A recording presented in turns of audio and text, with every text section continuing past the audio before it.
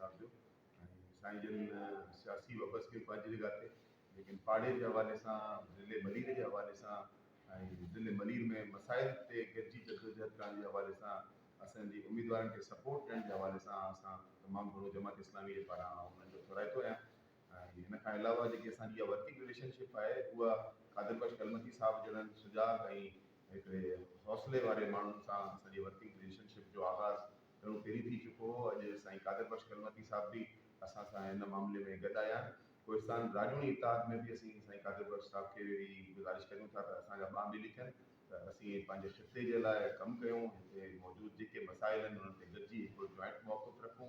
ऐं हीअ बलदियाती इलेक्शन अॼु आहिनि सुभाणे कोन हूंदा ऐं इंशाअल्लाह इन बलदियाती इलेक्शन में भी असीं चाहियूं था त फेयर ऐं आज़ादाना तौर ते इंतिखाब थिए ऐं इन्हनि में माण्हू चूंडिजी अचनि, उहे माण्हू चूंडिजी अचनि जिन खे वाक़ई हिकिड़ो रियल ऐं हक़ीक़ी मैंडेट मिले।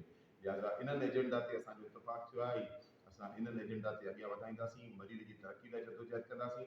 जेकॾहिं कराची जो मौक़िफ़ आहे त कराची खे इख़्तियार ॾिनो वञे, अहिड़ी तरीक़े सां मलीर खे बि इख़्तियार ॾिनो वञे। कराची जॻह ते रेवेन्यू कमाए ॾिए थो त ज़िलो मलीर बि वॾो रेवेन्यू जनरेट करे कराची जी इकॉनमी खे ॾिए थो। कराची जा वॾा मेगा प्रोजेक्ट्स हिते आहिनि, हाउसिंग प्रोजेक्ट्स हिते आहिनि। हिन खां अलावा स्टील मिल हिते आहे, पोर्ट कासिम असांजे ज़िले मलीर में आहे। त लिहाज़ा मलीर जे हवाले सां, मलीर जे हक़ जे हवाले सां असां बिल्कुलु साईं सां मुतफ़िक़ आहियूं। इंशाअल्लाह इहा वर्किंग रिलेशनशिप जारी रहंदी ऐं इंशाअल्लाह असां हिन में घणियूं मंज़िलूं बि तय कंदासीं, घणा हदफ़ बि हासिल